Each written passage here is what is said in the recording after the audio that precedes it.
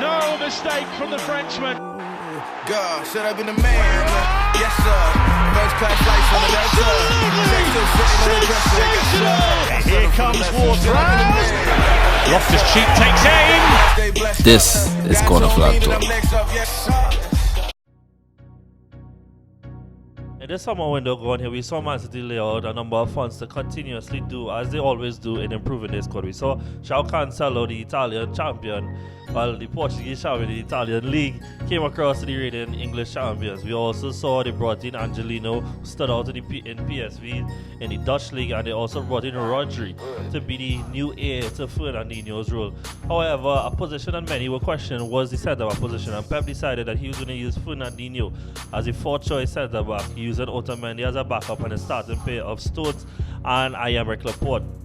However, as he has seen success in converting these midfielders into defenders before with Yaya Toure, Marchand, and even Javi Martinez, it really hasn't been working for Man City, and they are extremely struggling right now in the centre-back position with Fernandinho and Otamendi not clicking, and he's paying the price for not recruiting a centre-back in the summer. Last season, City got away with Kevin De Bruyne injury, and it didn't really show too much effect to City. But this season, it just seems that what Kevin De Bruyne brought to the table for the few games of the season, City missed that this game.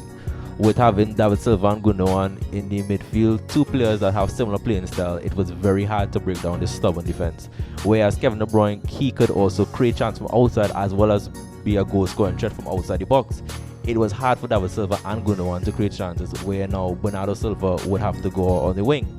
But it just showed that Kevin De Bruyne is a vital player for the City squad. He is very missed from the City squad, and without him, it will be very tough to break down defenses.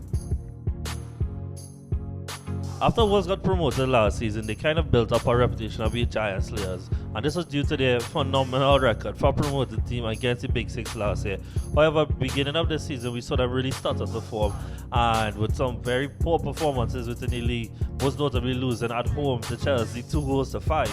However, in this game, we saw more of the old Wolves team of last season, where they were much more assured in the back and a lot more competent going forward, being a lot more decisive, and in truth this game could have been a lot more. This game was very end-to-end, and Wolves looked a lot more like the precise self-countering with a pair on top of Couture and Jimenez. They looked very lethal in the early stages, and in the end it was Jimenez that was very decisive with the 2 assists for Adama Traore. With the number of absentees from the first team squad, notably Aymeric Laporte, John Stones, Kevin De Bruyne, it's very hard for Pep, a manager who loves to rotate, to kind of come with a plan B. It's very difficult having to rely on midfielders now to drop into the midfield, to drop into defense. And from City's bench, there are a lot of wide defenders where it is still very hard to create a lot of alternatives in the defense. It just seems, as John mentioned, without a centre-back, a solid centre-back, and these unforeseen circumstances with Aymeric Laporte and John Stone injured, it is very hard for now Pep to rotate the squad.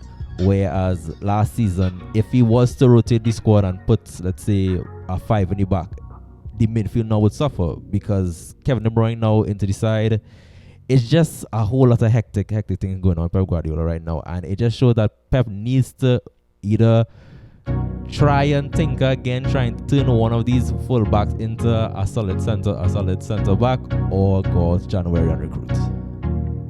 Wait. Before you guys go anywhere, and we know we asked you guys a million times already, just once more, we'd like to ask you to do the following. Drop a like, comment, subscribe, and follow us at Corner Flag Talk on all platforms. Thanks for joining us. See you next time.